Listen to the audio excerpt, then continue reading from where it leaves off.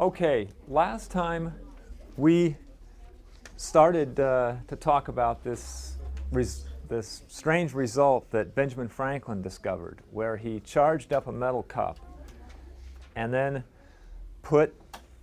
hung a little piece of cork on the end of a silk string, and he could touch it he could hold it up to the outside of the cup and see the cork attract, right? Just as you would expect a charged object to attract any non-charged object, right?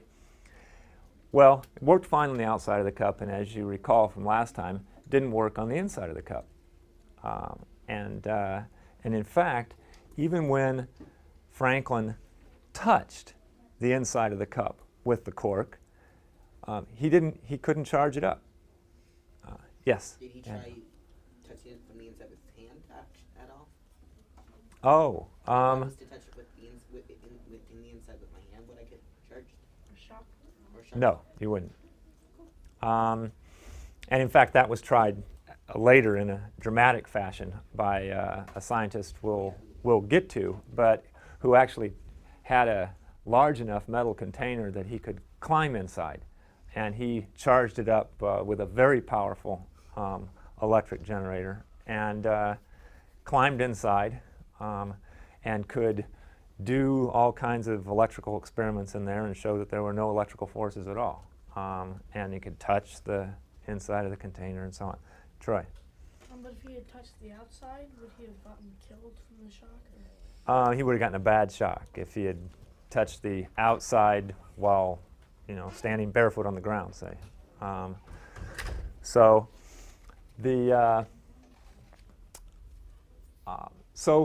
there are these two facts that Franklin discovered about the interior of metal containers. First, there's no charge on the interior surface. Okay, so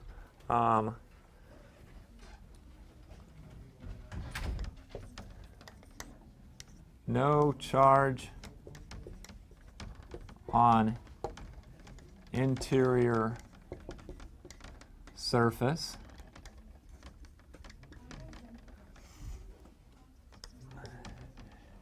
And secondly, there's no electric forces anywhere in the interior.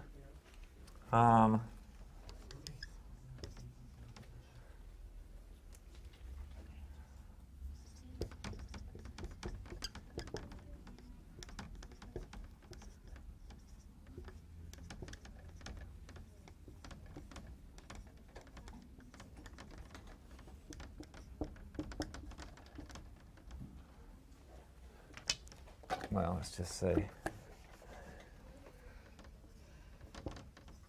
anywhere inside.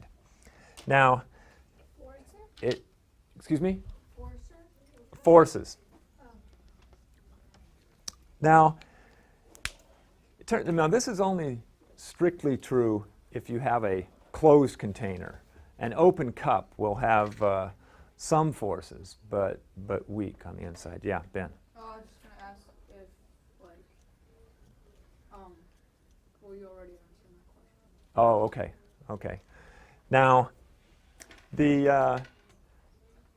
now last time, some of you remembered that there was a certain parallel here between what's going on with the electricity and what you saw last year with Newton's gravity. What Newton proved about the gravitational force. Remember that I reminded you last time that if you have a shell of mass, spherical shell of mass, then the gravitational force is zero, not just right in the center, but anywhere in here. Newton showed that the gravitational force exactly cancels out anywhere in the interior because the gravitational force, what property of the gravitational force, Ben? On either side, they're pulling the object, so then Right, yeah, I gave that little diagram last time. If you take a point off center here, obviously, say, these masses, this mass over here is going to pull it in this direction. But if I continue these lines, obviously this mass over here is going to pull it in the opposite direction, right? And Evan? Because the pole falls off as the square of the distance, or the Right, right. That's what Newton proved. I mean, you can see that there's going to be cancellation here, but it's not obvious that you would get exact cancellation. You know, that this force pulling in one direction is always going to be the same magnitude as the force pulling in the opposite direction. It turns out that the force has to have a certain character in order for that to be true. And what Newton proved was the force has to be just what the gravitational force is. It's an inverse square law of force. So the law of gravity depends on, you know, the masses that are pulling, but then it varies as the square of the distance. So these points are further away from our point where we're calculating the force, but that's going to make the force weaker because it falls off as the square of the distance. But there's also more of these points than there are of these points. And it turns out that that exactly cancels. That the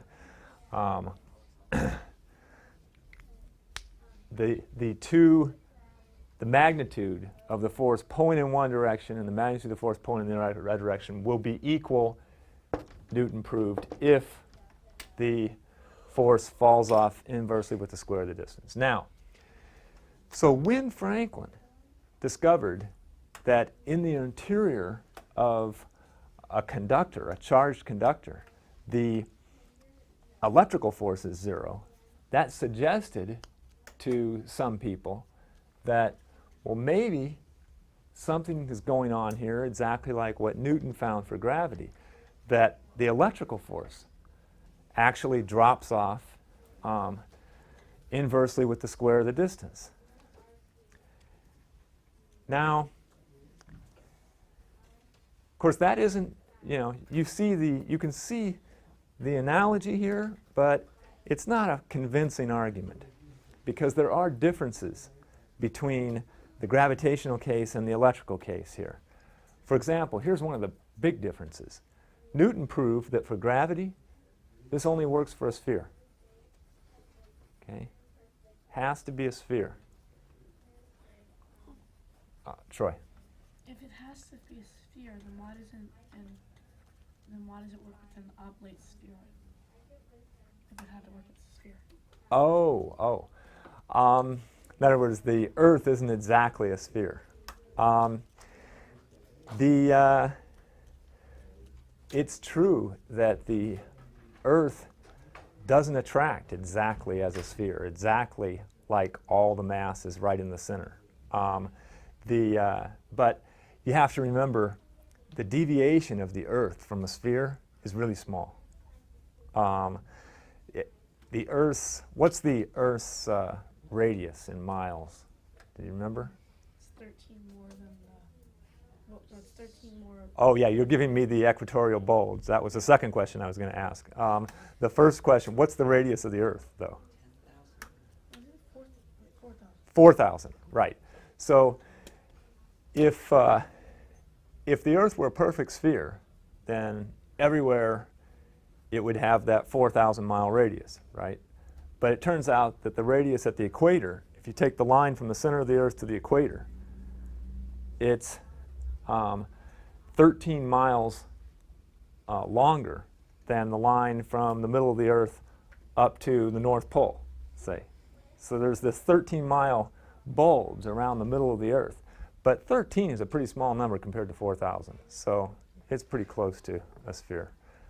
Sure. Is 4,000 average or of both of the two, or is it just like one of them? It's actually slightly less than 4,000. I forget the exact number. So that means the equatorial radius is closer to 4,000 than the polar radius is. Okay. Now,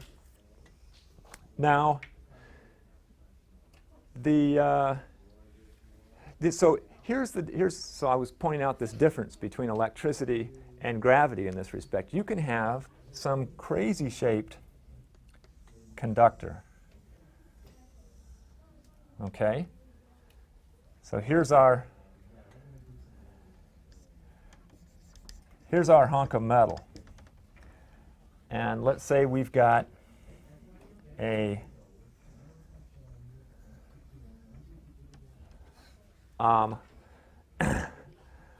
hole in the interior of it. Okay? Some hollowed out region in the interior of this hunk of metal. Okay? No matter how much charge you put on this hunk of metal, there's the electrical force, F sub E, let's call it, equals 0 in there. There's no electrical forces in here, no matter how much charge you put on this metal and that piles up on the outside. Now that's not true in for gravity. I mean, the gravitational force in here won't be 0, because you're not going to have cancellation for some crazy shaped object like this. So that's interesting. I mean, so people knew there were differences between the gravitational case and the electrical case, but it was suggestive that you got cancellation in the gravitational case for this inverse square law, and that brought up the question in people's mind. Well, what is the corresponding law for electricity? So far in this class, I've told you about a whole bunch of experiments, right?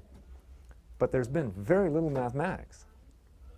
I mean, if you compare what we've been doing so far in the class to what we did last year when we went through Newton, for instance, there was a lot of math for Newton. Newton didn't say things like, well, the sun exerts a force and makes the planets go around it. No, he said the sun exerts this force, and that causes the planets to go around exactly in ellipses. Okay, and he proved that with a long mathematical proof.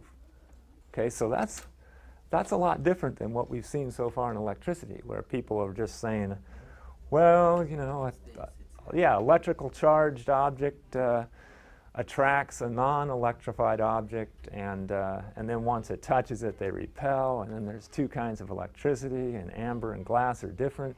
I mean, all of that is good. You have to know all that before you can get to the point where you have these ideas of electric charge, conductors, insulators. You have all the ideas in place. And then someone has to come along and come up with a theory that sums up all these, the results of all these experiments and explains them all. Okay, so we're at that stage now. Franklin has done that. But there's still no math. I mean, people they don't know anything about the strength of these electrical forces and how they vary with distance. And so that's the next stage.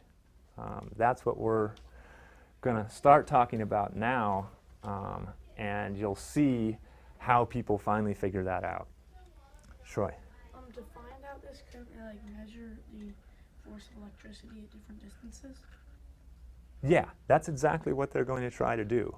But it's a little tricky to set that up, and you'll see the kind of problems that they had. Okay, so you've got all this.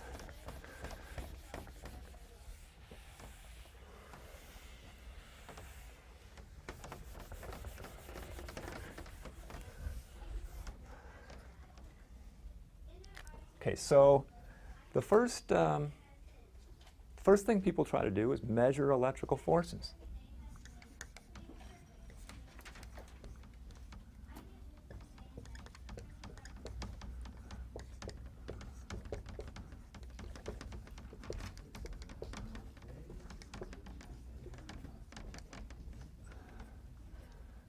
Now, what's the simplest possible thing you could do to measure an electrical force? Troy, do you have an idea? Well, I said this last time. Oh, That okay, yeah. I'm gonna give Troy's idea first. Let's say, I mean, remember that Dufay did his experiments by hanging this gold leaf down, right? And then seeing it attract and repel electrified objects. Well, what if you had 2 gold leaves? What if you, let me see. Let's just call this experiment 1.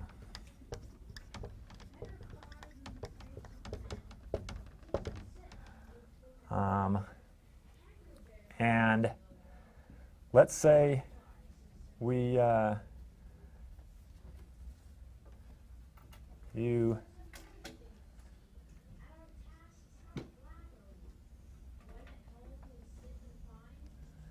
hang a couple of gold leaves down,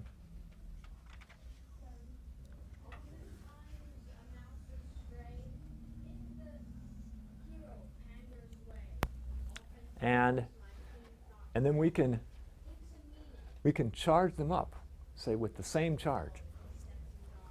Now what's going to happen if we charge up strongly and say some glass tube, we put a lot of charge on it and we touch both those leaves?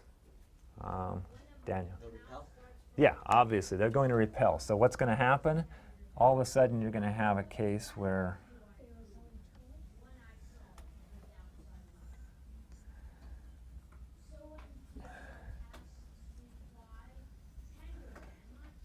maybe they're like this.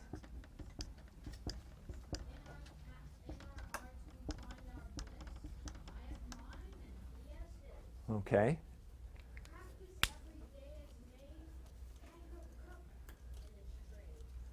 Now, if you know how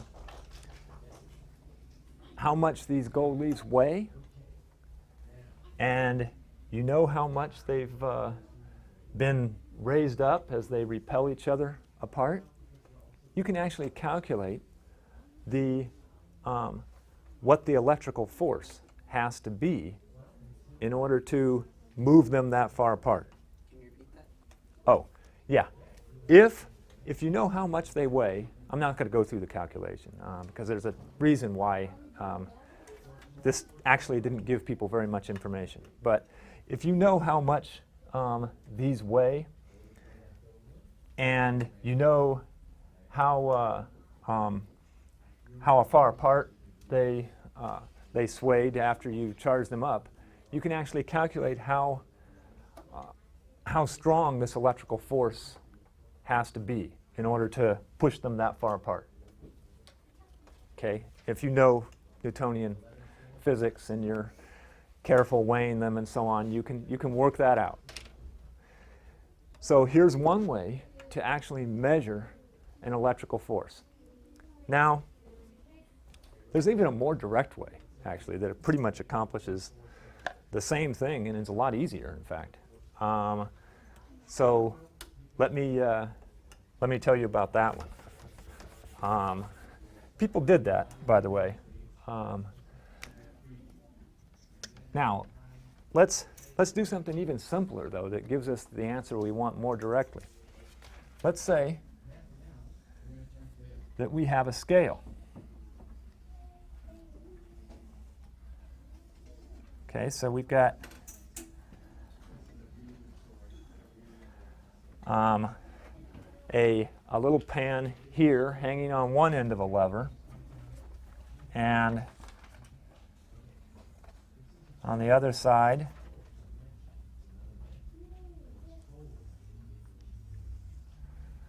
the same thing. Now, let's say we have a disc, a metal disc, that attached to some insulating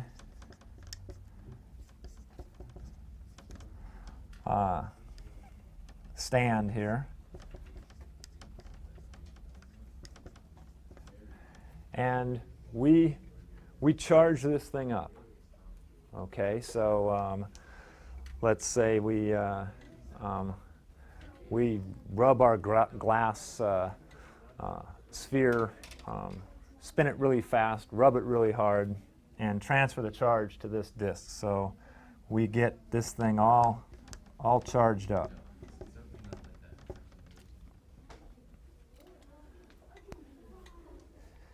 Now, what's going to happen? Evan. The charge is going to pull on the scale? Yeah, it's going to pull on this scale. It's going to start pulling this scale down, right? Because a charged object attracts any non-electrified objects, basically by inducing it to be electrified, right? So I mean, if we think in Franklin's theory, what is going on here? Troy? Well, there's being electrical fluid is being put on the metal disc. Right, so you're filling this up with electrical fluid. It's doing what over here? It's attracting the ordinary matter. Yeah, it's driving the electrical fluid out of this pan and attracting the ordinary matter, right? So that's what's going on in terms of Franklin's theory. And anyway, I mean, we know that it's going to pull this scale down. Well, so it starts to pull it down. Now, I add a little weight over to this scale. And so I balance them again. Okay, let's say, I don't know, let's say this is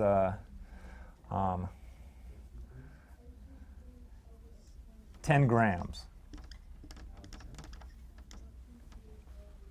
Or, well, I tell you what, since you're probably not as accustomed to grams as you are to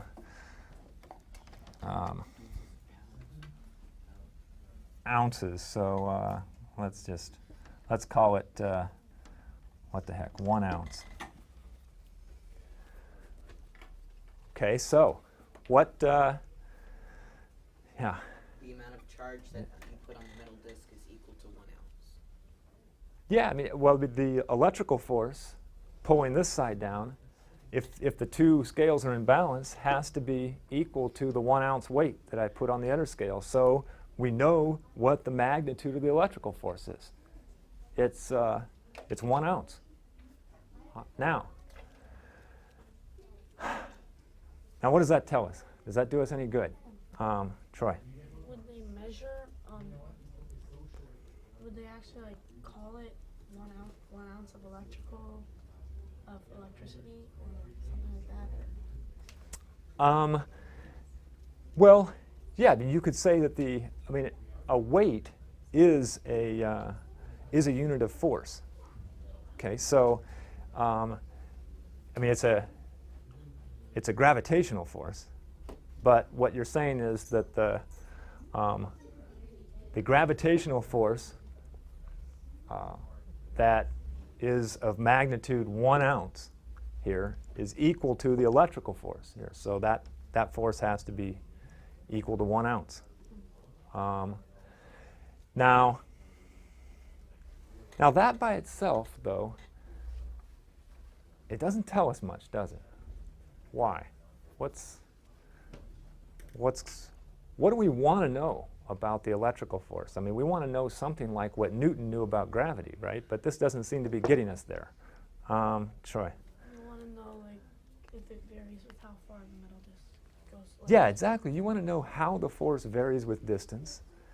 And I mean, remember in the case, in Newton's case, he he figured out how the gravitational force varied with mass too, right? And if you doubled the amount of matter, you know, he showed that you doubled the force. So, you know, it'd be nice to know how it varies, first how it varies with distance, and secondly, you know, how it varies with the electrical charge. Troy. Can you use like electrification by influence, like on using a different, like wouldn't that help more to see the distance of, like to find the distance?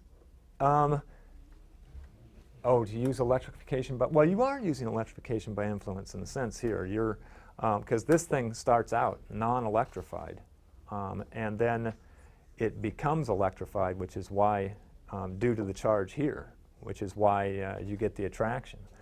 But see, there's no way in this experiment to really control the amount of charge that you have on the two objects.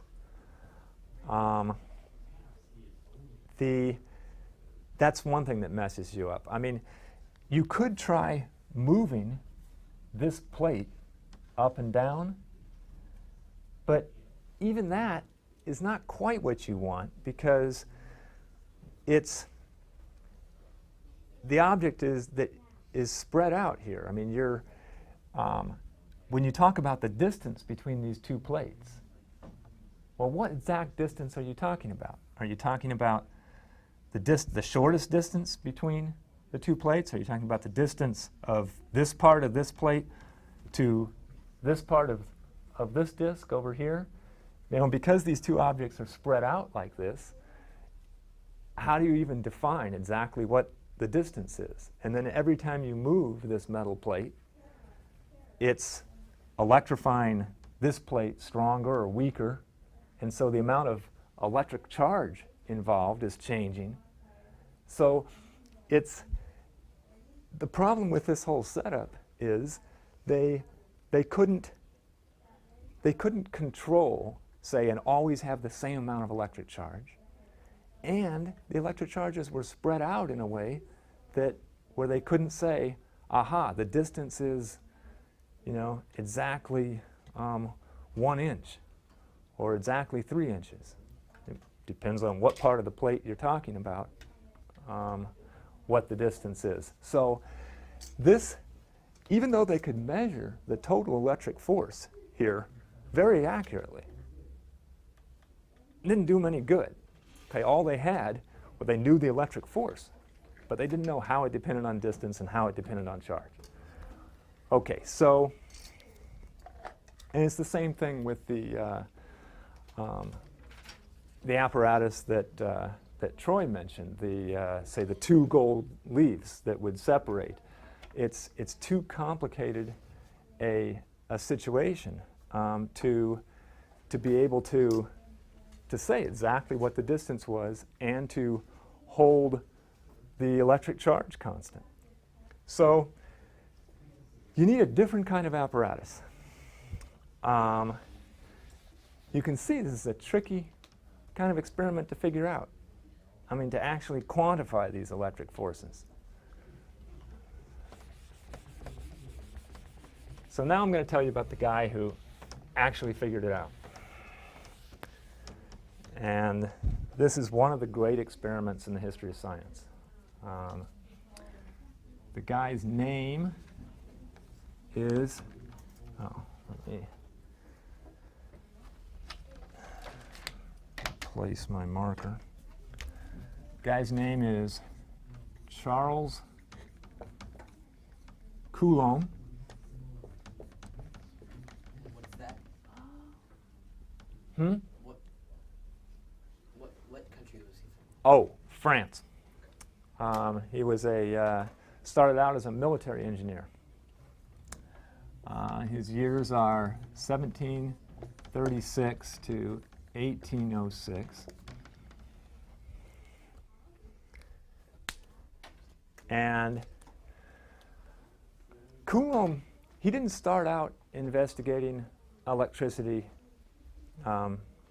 at all early in his life. He was doing, he was interested in, he did studies in frictional forces and studies in what are called torsional forces, where you twist something, and he was figuring out, you know, how much force is required to twist something a certain amount. For instance, if you take a rope and you tie a wooden rod to the end of it, horizontal. Okay, so the rope's hanging down from the ceiling, and you've got this rod tied to the end. Well, if you twist the rod around, okay, and then, I mean, that takes a certain force to twist the rope like that, right? And when you let it go, what's going to happen? It's going to untwist, right? Well, those are the kind of forces that Coulomb became interested in and started trying to measure. So let me see. Let's say first item under Coulomb. Coulomb invents a new instrument.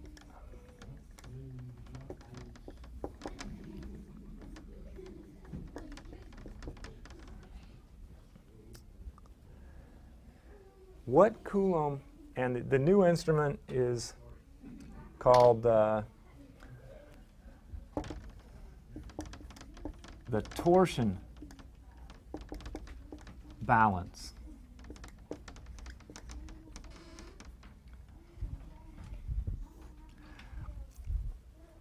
Now, what Coulomb figured out was that the amount of force required to twist, say, a wire is proportional to the angle that you twist it through.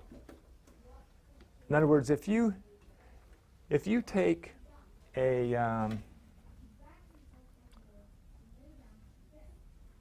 wire, let's say you hanging down from a fixed support, okay, and then you hang a light rod on the end of it. So so let's say, I don't know, we have some clamp here.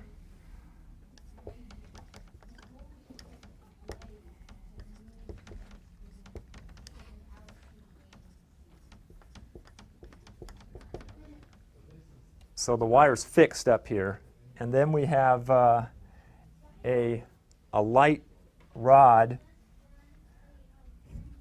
down here hanging perpendicular to the wire, in other words, hanging horizontal on the end of this wire.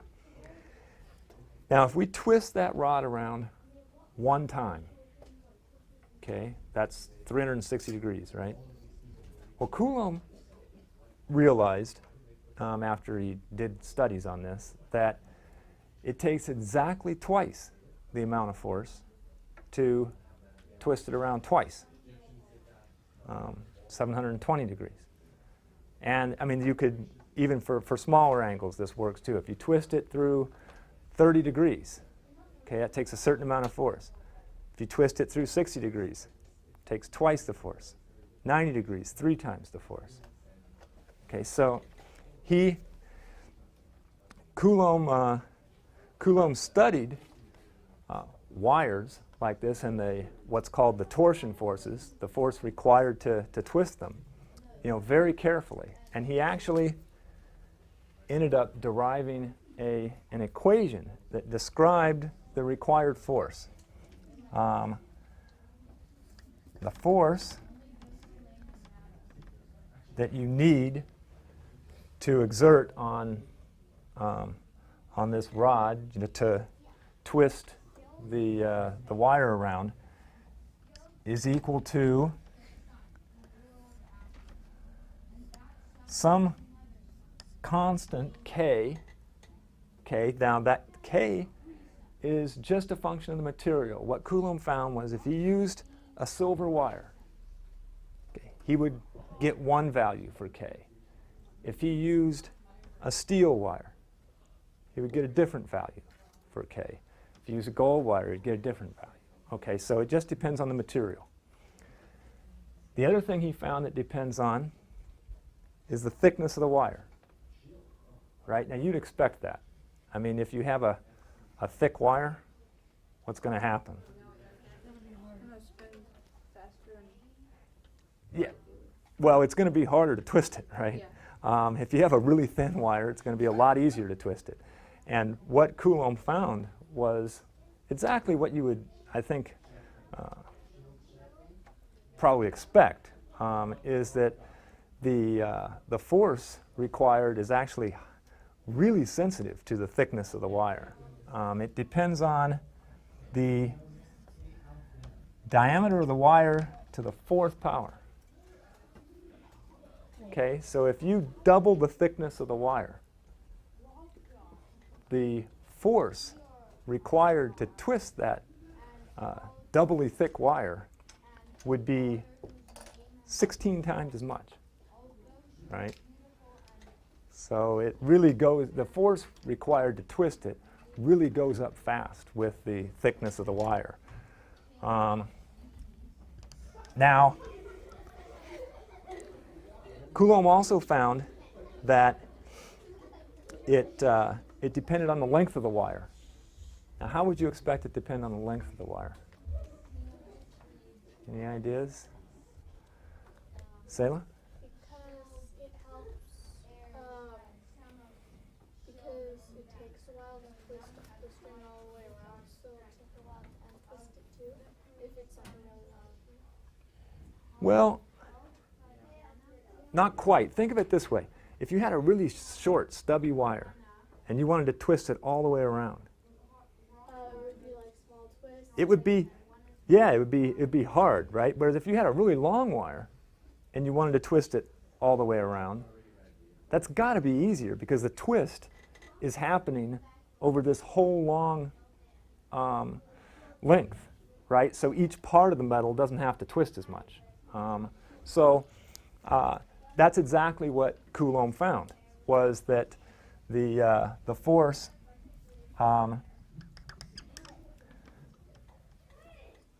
it was the longer the wire, the less force that was needed, okay, to twist it. And I've already told you the final term in this equation, the angle through which you twist it. Okay, let me call that theta, Greek letter often used for angles.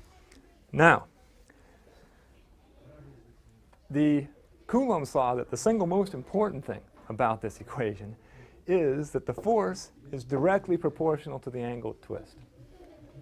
Furthermore, if you have a really thin wire, okay, it doesn't take much force to twist it through a pretty, easily measurable angle. So when Coulomb did all these studies with different various wires and figured out this equation, he immediately saw that what he had here was a new way of measuring really small forces. Okay, he found that if he used like a long, really thin wire of silver, then he could, a force as small as, say, a 100th or a 1,000th of an ounce, okay, say a 1,000th of an ounce, could twist the wire through an easily measurable angle. So he can measure forces that, basically he measured, he could easily measure forces that were as small as a millionth of a pound with the instrument that he's going to build using this idea. Yeah. Wasn't this instrument very similar to the one used to find Yeah. Yeah, no, that's good. Yeah, it's that last year, I told you how, I mean, remember I just wrote the gravitational law on the board a minute ago. That's it. Well, for a long time, I mean, Newton didn't know what this constant in front of the masses in this gravitational equation was. He knew that the force varied with distance in this way, and it was proportional to the mass, but he didn't know exactly what that constant was. The only way people could figure it out is if they could build an instrument so sensitive to measuring such small forces that they could actually measure the gravitational forces between two lead balls, say. Well, that's exactly, that was what Evan was remembering. I told you about that experiment last year. It was based on exactly this instrument that I'm telling you about now. And it was, Coulomb actually invented this instrument first. And then the guy, Cavendish, that I told you, who used it to determine the gravitational constant, I believe got it from Coulomb. Or at least, maybe he developed it on his own, but it was later. So Coulomb gets credit for this, this invention. Now, let me see. We have 1 minute left, which doesn't give me time to go into anything else. Oh, let me tell you one.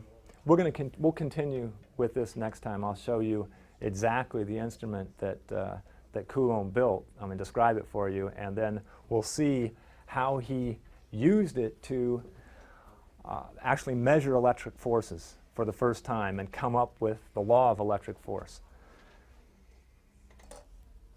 One thing I wanted to add to the subject that we started on today, which was the fact that there are no electric forces in a metal container, that has one handy application.